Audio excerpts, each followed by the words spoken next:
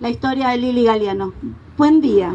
Buenos días a todas y todos a este lugar. Agradezco esta invitación a Martita, por supuesto, a la agrupación de Frente y a todos y ustedes, tantos jóvenes, tantos compañeros, trabajadores, docentes y en general a todos. Un honor estar acá, Marta. Gracias, Lili. Vamos a empezar por el principio. ¿Qué edad tenías cuando desapareció tu papá? Yo tenía 16 años. Pero tu papá era un militante, digamos, ¿no? ¿Qué hacía tu papá? ¿Trabajaba en la Telefónica Mi estatal? papá era telefónico, era de la empresa Entel. Entel era una empresa nacional del Estado Nacional. Y bueno, mi papá era santiagueño, era hincha de San Lorenzo. Tenía 45 años cuando se lo llevaron. Trabajaba en teléfono del Estado, en una oficina en Flores. Nosotros somos del centro de San Justo.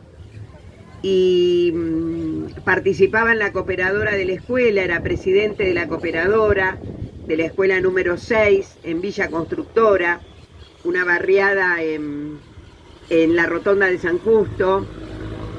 Y participaba en un club, en una sociedad de fomento, la sociedad de fomento del barrio, o sea que había mucha vida familiar en el barrio y mucha vida para estar en todas las familias, ¿no? De la escuela a la sociedad de fomento. Esa familia, ¿cómo estaba compuesta, Lili? Esa familia estaba compuesta por Dominga, mi mamá, Dominga Vélez, también santiagueña. Estaba compuesta por mi hermana Ana María, la mayor, Estela, César y yo. Familia numerosa, cuatro hijos. Y hace un par de años conocí un hermano, hijo de mi padre, con otra compañera, con otra mujer, el Guille. Y bueno, sería el hermano más chico que tengo. Bueno, mira, papá dejó un montón, papá. Papá nos dejó también otro hermano. Y una militancia, y una responsabilidad, y una manera de ver el mundo. Sí, mi padre, él vino muy joven de Santiago del Estero. Primero fue a trabajar a Rosario, y de Rosario se vino con 17 años a trabajar a Buenos Aires en búsqueda de progreso, en búsqueda, como venían los hermanos provincianos hacia el centro, hacia la capital federal. Y bueno, y aquí se fue a vivir a una pensión en Congreso, en la calle Entre Ríos, en una pensión de santiagueños. Allí se encontró con mi mamá, ellos eran del mismo pueblo, de Pinto, un pueblo en Santiago del Estero, se habían visto en la niñez y en la adolescencia, y se encontraron en una fiesta de santiagueños. Estaban destinados, se recordaban porque se conocían y se casaron. Y formaron una familia. Se casaron y vinieron a vivir cerca de la rotonda de San Justo, donde estaba un lugar rodeado de fábricas, rodeado de talleres, pero fábricas muy importantes. Como nosotros vivíamos frente en Camino de Cintura y Peribebuy, la fábrica MAM de motores diésel, que trabajaban 3.000 empleados. En la rotonda de San Justo estaba la Textil Oeste, también trabajaban 3.000 personas. Asíndar estaba a 4 cuadras, que trabajaban 5.000. Fábricas importantes como Shell, Mosiam, y bueno, todo ese circuito era nuestro caminar entre trabajadores, obreros, que veíamos cómo llenaban Camino de Cintura todas las paradas de colectivo y cómo caminaban por ese lugar. Era un lugar de pleno empleo y de pleno progreso, ¿no? Hablo de los años 60. sos matancera, claramente, ¿no? Soy matancera y me cruza el camino de cintura. Y contame, tu papá desaparece cuando vos tenías 16 años. Sí. ¿Qué siente una joven de 16 años, que acá tenemos muchos, que un día está en su casa y que su papá no está más? ¿Cómo se le explica a una hija de 16 años que su papá no está más? No había, mi madre era trabajadora en un hospital municipal, en La Matanza. Mi madre lo esperábamos todos los días. Primero nos tuvimos que ir de la casa que vivíamos y tuvimos que andar rodando con mudas de ropa. La familia tenía miedo de recibirnos, no nos daban, no nos brindaban ayuda por miedo. Mi madre también tenía miedo y trataba de poder hacer todo lo posible para que estuviéramos contenidos y abrazados. Mi madre no dijo en su lugar de trabajo, que es común cuando uno trabaja, compartir con sus compañeros cosas de su familia. Mi madre no le contaba a nadie que su marido, su compañero, se lo habían llevado. Otras veces habíamos pasado situaciones de detención y él quedaba a los pocos días, volvía a casa, pero esta vez no volvió más. Lo que sentimos fue una espera, una profunda tristeza, primero porque nos tuvimos que ir del lugar, andar de casa en casa, de alquiler una pieza, en pensiones, dejar la escuela, continuar la escuela en diferentes lugares. Y bueno, en lo que la humildad de mi madre, que nos contenía con lo que podía. Yo crecí creyendo que volvía mañana, que volvía al año. Recorríamos cárceles, penales, hospitales. Bueno, nunca Héctor nunca apareció. ¿Pudiste saber el recorrido de tu papá desde la detención? Sí, mi papá fue visto en la brigada de San Justo, la brigada de investigaciones de San Justo y en la brigada del infierno de Avellaneda. Ayer pasaron en C5N el lugar y estaban mis compañeras con las que armamos. ¿Nombraron a tu papá? Nombraron a mi papá porque se conocían del año 66, 10 años, eran activistas de diferentes gremios y que en un vínculo de 10 años eran un espacio de ellos de construcción política y de amistad. Y ese núcleo de hijas nos volvimos a encontrar cuando se señalizó la brigada y cuando nos reconocimos que éramos muy niñas, jovencitas. Yo les llevaba 10 años y las chicas que ayer viste tenían 6, 7, pero que nos acordábamos perfectamente porque éramos del barrio aledaño, de barrios vecinos. Bueno, eso. Mi padre fue visto en el infierno, fue su último lugar. El infierno de Avellaneda. El infierno de Avellaneda. Y hubo un juicio de lesa humanidad, del cual participé como querellante y testigo. Y bueno, hubo condenas a 25 represores, fuerzas de seguridad también, policías de la brigada. Y hubo 18 condenas a perpetua y 5 a 15 años. ¿Esa gente está presa, esos genocidas, están presos en este momento o tienen domiciliaria? Sí, por lo que está pensando por la edad están con domiciliarias. Algunos, como Echecolás, ha muerto. Algunos han muerto en el lazo de estos años, ¿no? El juicio fue en el 2018 al 2020. Muchos años después la justicia llega. Muchos años, 40 y pico de años, que también esa espera que hemos tenido los familiares, tantos años de poder declarar en un juicio de lesa humanidad, más de 45. Bueno, es una espera que... y es necesario declarar. Yo siempre quise, pero solamente podés declarar cuando fue visto el familiar en algún lugar, no antes. Y cuando es nombrado por compañeros que lo hayan visto. Entonces, muchos hijos aún no saben por dónde pasaron sus padres y no saben o no han declarado porque no fueron vistos en ningún lado.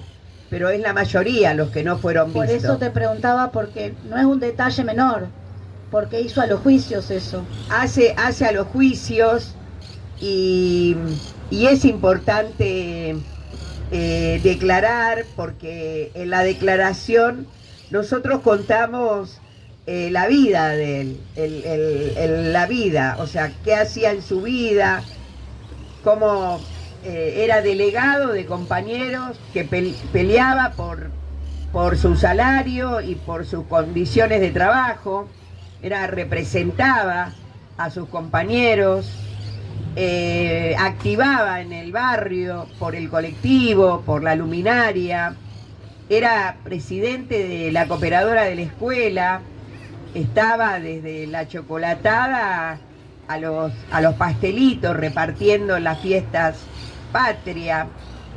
Bueno, Héctor era alegre, le gustaba la cumbia, el tango, el folclore. El último domingo le regaló a mi mamá un disco simple de los olimareños, en el Jagüel, la canción que más le gustaba, que él le regaló a mi mamá por ese tema, ¿no?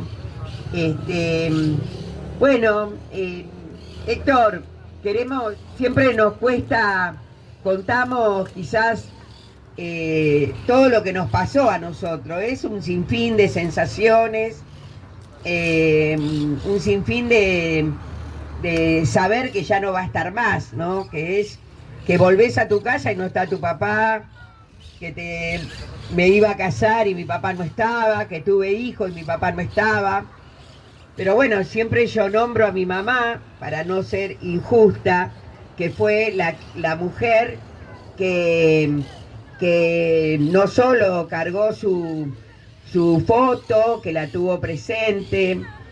Nosotros teníamos una foto de él, en un cuadro en el comedor, y todavía estaba la dictadura, un cuadro de la época de un nene que le caía una lágrima, un cuadro de la época de los 70, que todo el mundo compraba ese cuadro, que le caía como que lloraba el nene. Ese cuadro, los militares paseaban por nuestro barrio, caminaban y miraban todo por todos lados. Nosotros lo teníamos, esa foto, con el nene. Y los domingos, que mi mamá no trabajaba y que podíamos hacer las empanadas en el horno y que podíamos tomar algo y escuchar chacarera, mi mamá lo daba vuelta, ¿no? Aparecía Héctor y ya nos había enseñado eso, que solamente lo pusiéramos a Héctor cuando ella estuviera, ¿no? Así que todo el tiempo dando vuelta los cuadros, como algo que recién hablábamos con él, que me dijo y me hizo acordar, ¿no? Pero bueno, se vivía con miedo. Yo ahora veo acá un montón de jóvenes, pero yo tenía 16 años, muy parecida a ustedes, y nos bajaban, nos subían de los colectivos, en cada esquina te paraban para que mostres el DNI, te cachaban, te revisaban qué llevabas encima. Los jóvenes éramos un blanco, los jóvenes éramos un peligro, éramos un blanco que el barrio nuestro estaba todo, habían acampado los militares y estaban en nuestro barrio, entonces era salir y entrar. Yo abandoné mis estudios y eso me costó, no pude terminar, mis hermanos tampoco, y bueno, nada, fue muy difícil para mí, pero bueno, la tuve la tuve a mi mamá que nos pudo continuar apoyando en la vida, ¿no? Lili siguió el camino de Héctor, claramente, ¿no?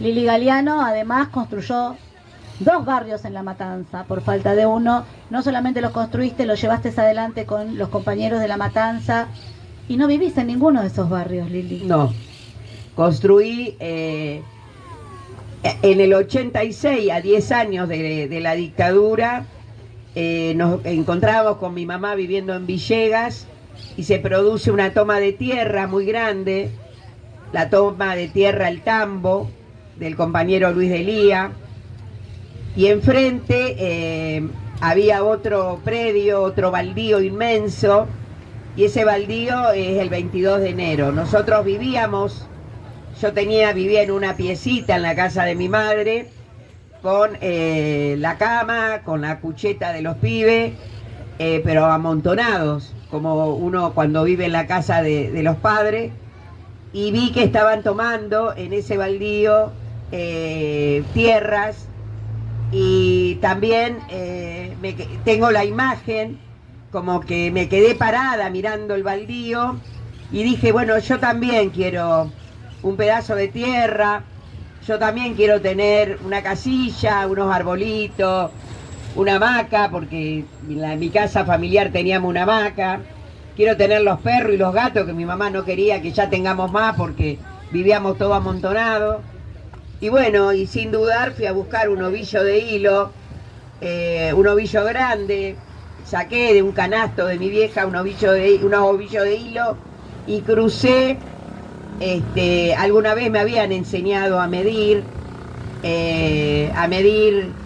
con los pasos, un paso, 1 metro, y en minutos ya estábamos loteando y ya estábamos entregando los lotes a las familias. Yo era una más ahí, una más entre mujeres, hombres y jóvenes que todos. Y ya nos empezamos a ordenar, 10 metros la calle, 10 metros para acá, 10 metros para allá. Pero el 22 de enero es el asentamiento más grande de La Matanza. O sea, cumplió este 22 de enero 40 años.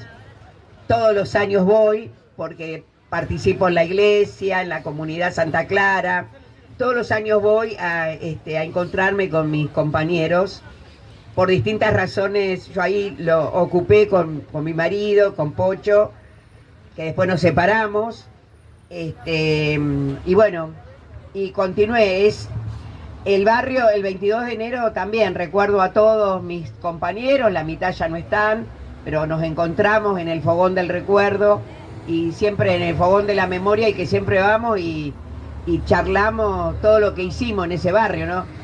Había de enfrente una avenida y dijimos, bueno, acá hagamos avenida también, no nos quedemos. Y hoy tenemos avenida también, hay avenida. Y después, en el 97, yendo a organizar una reunión con esos compañeros entrañables, cruzo, como que viniera para tu casa, cruzo y veo que están tomando otro predio. Me saluda, me dice, Lili, venía a darnos una mano, como invitándome a compartir unos mates.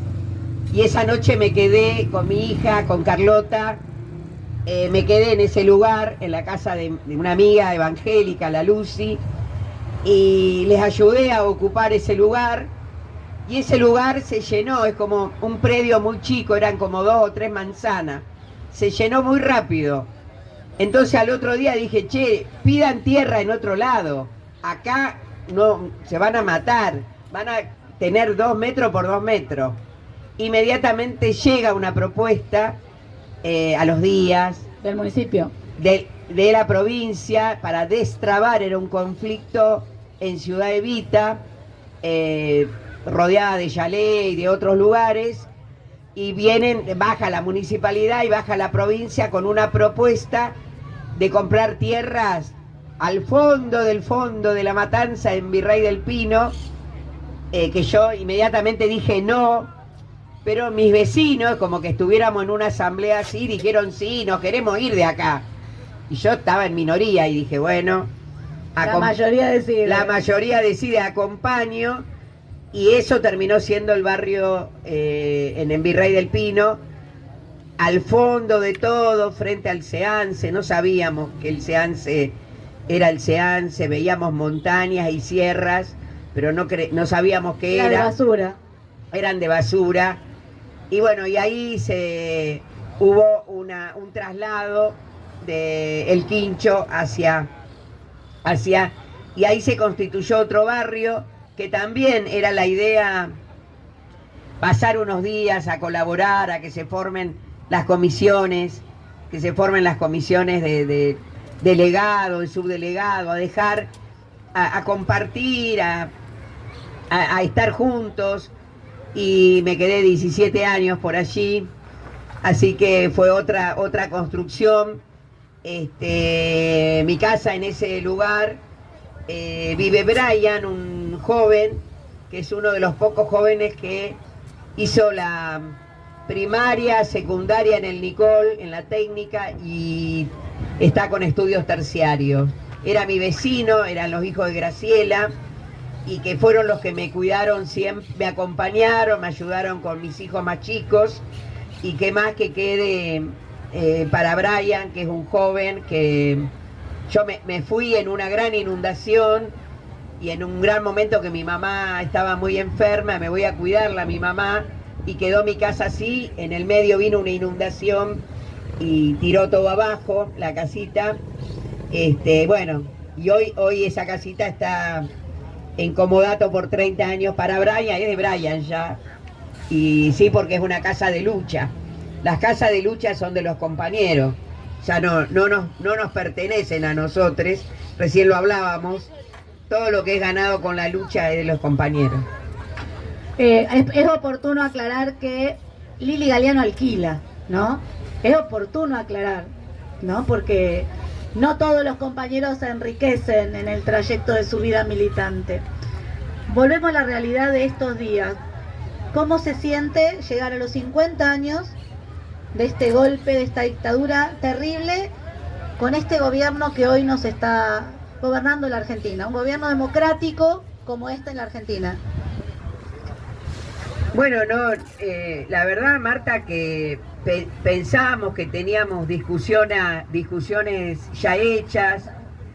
No nos imaginábamos en las cabezas de los hijos, de los familiares o de los militantes que íbamos a tener un gobierno que reivindicara el genocidio de Estado, los militares, un gobierno que reivindicara la muerte, el robo de bebés, un gobierno que no respetara a los organismos de derechos humanos, a las abuelas, a las madres.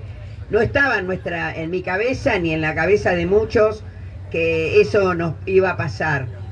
Hoy nos enfrentamos a estas políticas que niegan a los 30.000, y lo enfrentamos con las herramientas que sabemos que usamos, que tenemos.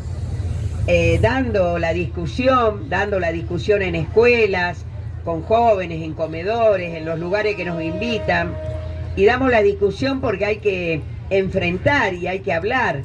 Todo espacio que dejemos va a ser utilizado para las redes, para el TikTok, y bueno, y decirle que este gobierno de Javier Milei, que empezó con el macrismo ya, la vandalización de símbolos, el querer pintarnos los pañuelos de las madres, el querer tapar las baldosas, romperlas.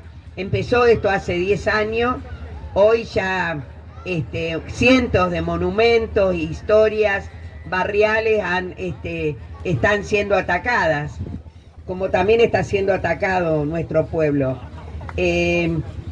No terminamos de sorprendernos en todo lo que está haciendo Milei, pero seguimos, bueno, con las herramientas que tenemos, tratamos de mejorar lo que decimos, tratamos de no mejorar, pero de contar nuestra historia. Nuestro pueblo, mi padre era un trabajador telefónico, y nosotros, la familia, lo pagamos con su desaparición, con sangre. 30.000 personas están desaparecidas. Es mucho y son muchos más. Siempre estamos encontrando más gente que no pasó, que no está en el RUPTE, que no está en toda la guía del listado a nivel nacional. Seguimos encontrando personas desaparecidas que su familia se fue a otro lugar por miedo y que por miedo no denunciaron, ¿no? Entonces, bueno, creo que hay que dar la batalla, creo que hay que dar la discusión y tenemos la batalla cultural. Estos tipos nos están golpeando muy feo, estamos siendo interpelados, no se va a saldar con, ojalá mañana seamos muchos en las plazas de todo el país.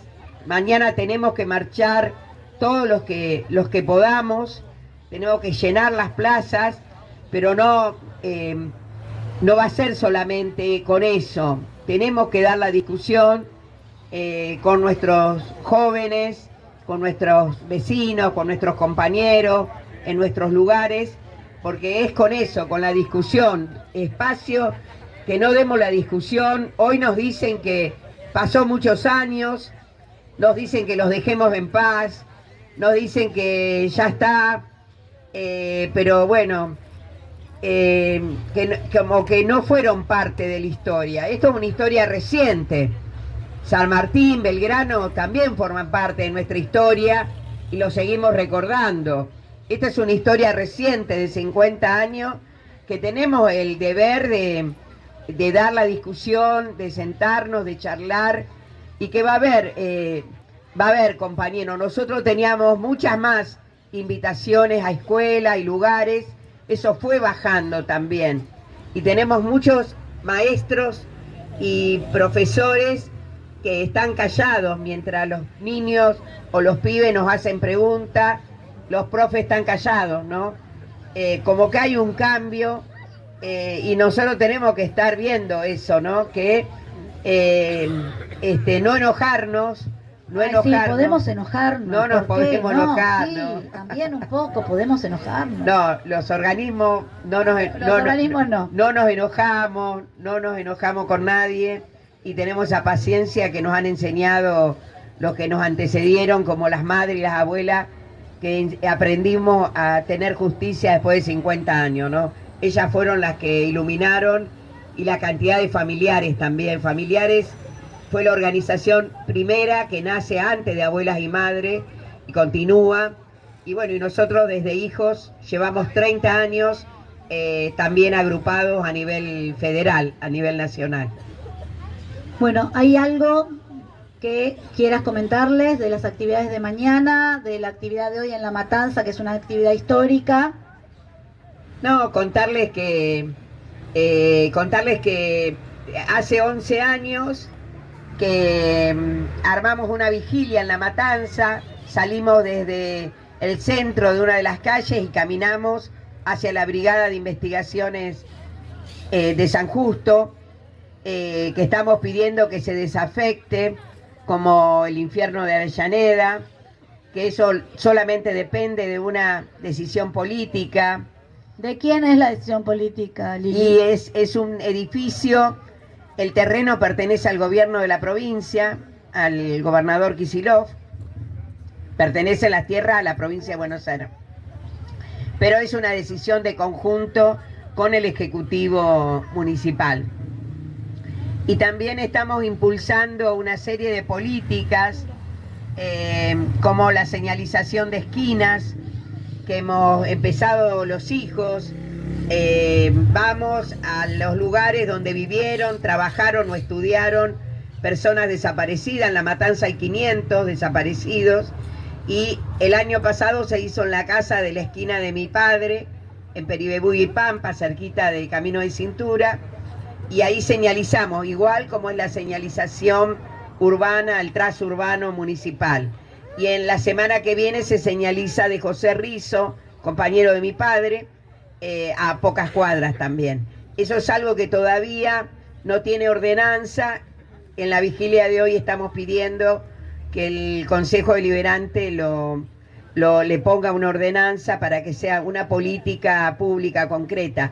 Lo que nos interesa es, así como se creó también otra política de baldosas y placas, la de señalización de esquina salga por ordenanza y quede como política pública, y también que se desafecten los espacios, los 7, 8 espacios centros clandestinos de La Matanza, el Vesubio, Puente 12, comisaría de Ciudad Evita, de La Ferrer, de Ramos Mejía, el Sheraton, Regimiento 3 de La Tablada, Brigada de San Justo, que todos esos espacios que están señalizados a nivel nacional se conviertan en espacios de memoria para las nuevas generaciones, para los jóvenes, para refrescar la memoria, para acariciar la memoria, contando sobre los 30.000, sobre qué hacían, dónde vivían, por qué luchaban, ¿no?